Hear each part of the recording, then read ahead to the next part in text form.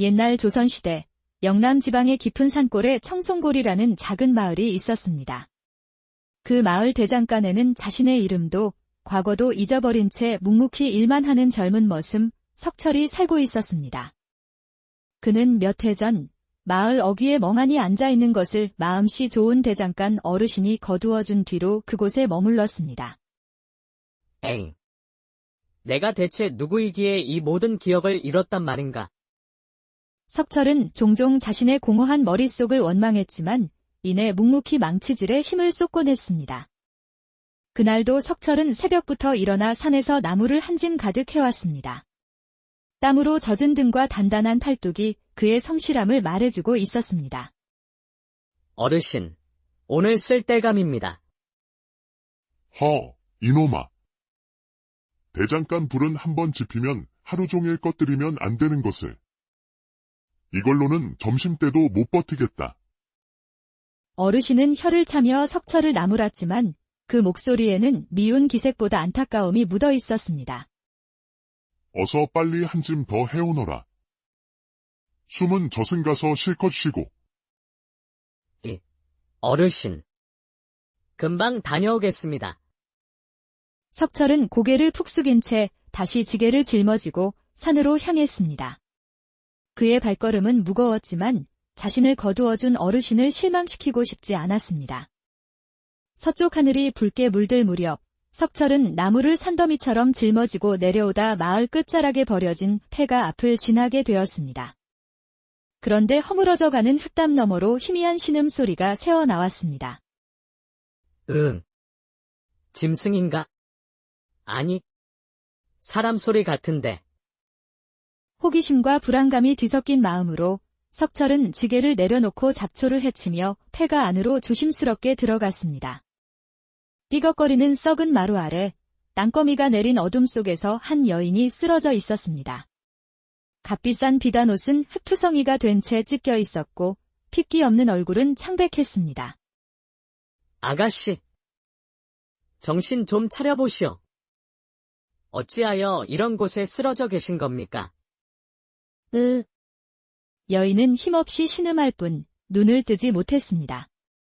이대로 두면 밤사이 짐승에게 해를 당하거나 얼어 죽을지도 모를 일이었습니다. 이 일을 어쩐다. 이대로 둘 수는 없지? 석철은 잠시 망설이다 여인을 조심스럽게 들쳐 업었습니다.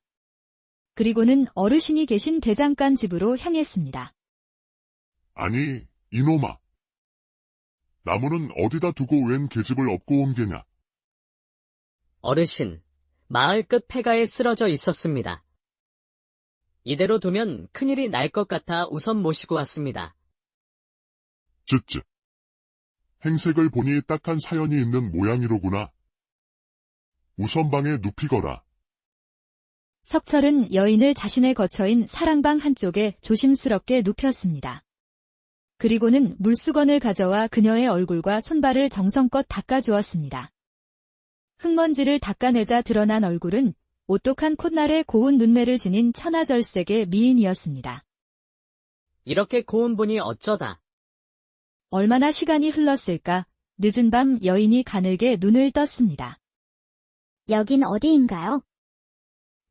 깨어나셨군요. 여긴 대장간입니다. 폐가에 쓰러져 계신 것을 제가 모셔왔습니다. 이제 정신이 좀 드는가? 대체 어찌된 일인지 말해줄 수 있겠느냐? 여인은 어르신의 물음에 대답 대신 고개를 돌리며 조용히 눈물을 흘렸습니다. 말 못할 사정이 있는 게로구나. 괜찮다. 말하기 싫으면 하지 않아도 되니 우선은 몸부터 추스르 거라. 죄송합니다. 은혜는 잊지 않겠습니다. 다음 날부터 석철은 여인을 극진히 보살폈습니다. 자신의 밥을 덜어 미음을 쑤어 바쳤고 틈틈이 약초를 캐어 다려주기도 했습니다.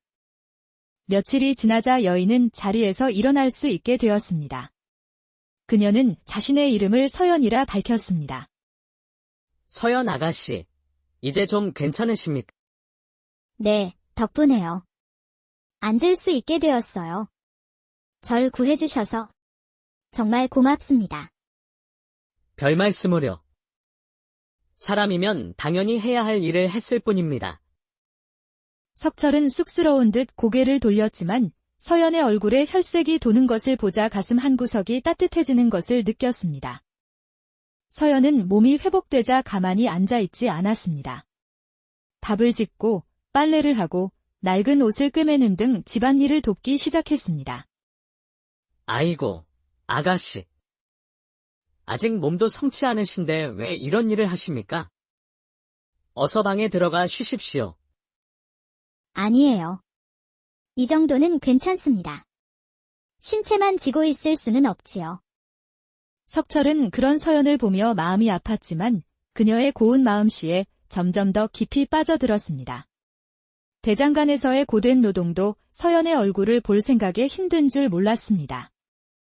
한편 마을에는 석철의 집에 절세미인이 머물고 있다는 소문이 파다하게 퍼졌습니다.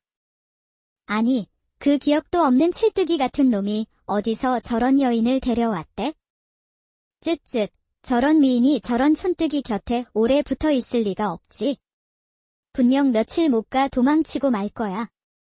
마을 처녀들의 시기 어린 말들이 오갔지만 석철과 서연의 관계는 날이 갈수록 깊어져만 갔습니다.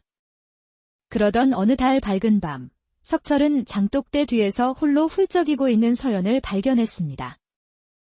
서연 아가씨. 혹시 힘든 일이 있으십니까?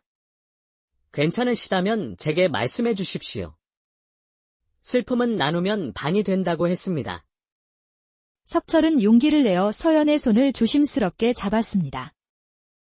서연 아가씨. 사실은 제가 아가씨를 마음에 품게 되었습니다. 비록 저는 가진 것 없고 기억마저 잃은 머슴이지만 아가씨를 평생 아끼고 지켜드리고 싶습니다. 저와 혼인해 주시겠습니까? 석철의 진심 어린 고백에 서연의 눈에서는 참았던 눈물이 본물 터지듯 흘러내렸습니다. 석철님, 저는 사실 조정에 올곧은 선비셨던 아버지께서 간악한 좌의정 조 대감의 모함에 빠져 역적으로 몰리셨습니다. 그 일로 집안은 풍비박산이 났고 저 혼자 겨우 도망쳐 쫓기는 신세가 되었습니다. 저 때문에 석철님까지 위험해질까 두려웠습니다. 충격적인 이야기에 석철은 잠시 말을 잃었지만 이내 서연의 손을 더욱 굳게 잡았습니다. 아가씨. 이제 혼자 도망치지 마십시오. 제가 곁에서 지켜드리겠습니다. 아가씨가 어떤 신분이든 어떤 위험이 닥쳐오든 저는 기꺼이 그 짐을 함께 지겠습니다. 그날 밤 서연은 석철의 가슴에 기대어 한참을 울었습니다. 그리고 처음으로 기댈 곳을 찾은 사람처럼 평온한 미소를 지었습니다. 다음 날 석철은 어르신께 모든 사실을 아뢰고 서연과의 혼인을 허락받았습니다. 사람의 인연은 하늘이 맺어주는 법이지. 서로의 마음이 그러하다면 내가 막을 이유가 있겠느냐. 며칠 후 두 사람은 어르신만 모시고 조촐하지만 정성스러운 혼례를 올렸습니다. 그렇게 석철과 서연은 부부가 되었습니다. 하지만 행복은 길지 않았습니다. 얼마 지나지 않아 마을에 낯선 사내들이 나타나 서연의 행방을 묻고 다니기 시작했습니다. 부인, 아무래도 조 대감이 보낸 자들인 것 같소.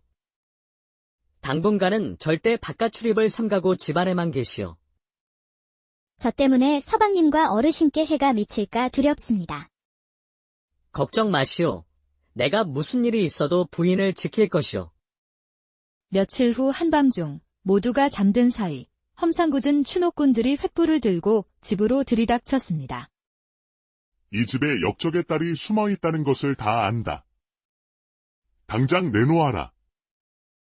웬 놈들이냐? 여긴 그런 사람 없으니 썩 물러가거라. 시끄럽다. 저놈이 역적의 딸을 숨겨준 자다. 계집을 넘기면 목숨은 살려주마.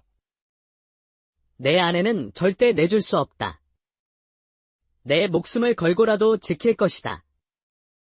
추노꾼들이 칼을 빼들고 달려들자 석철은 망설임 없이 대장간에 있던 육중한 쇠망치를 움켜쥐었습니다.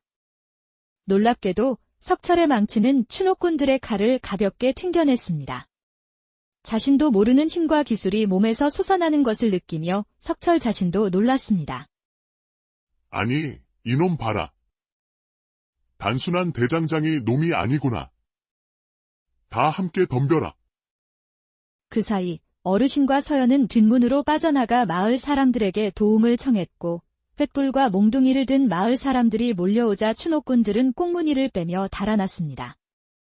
이 일을 겪고 두 사람의 사랑은 더욱 깊어졌습니다. 그리고 얼마 후 서연의 뱃속에 새로운 생명이 깃들었습니다. 10달 뒤 떡두꺼비 같은 아들 현우가 태어났고 작은 초가집에는 행복한 웃음소리가 끊이지 않았습니다. 하지만 운명의 장난은 거기서 그치지 않았습니다. 1년 뒤 지난번보다 훨씬 더 많은 수의 왈패들과 추노꾼들이 다시 들이닥쳤습니다. 이번엔 절대 놓치지 않는다.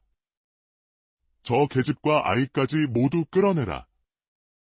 왈패들은 서연을 거칠게 마당으로 끌어냈고 아기를 빼앗으려 했습니다. 서연은 필사적으로 아기를 끌어안고 버텼습니다. 그러자 왈패 두목이 허리춤에서 채찍을 꺼내 서연의 팔을 사정없이 후려쳤습니다. 아, 살점이 찢어지고 선홍빛 피가 번졌습니다.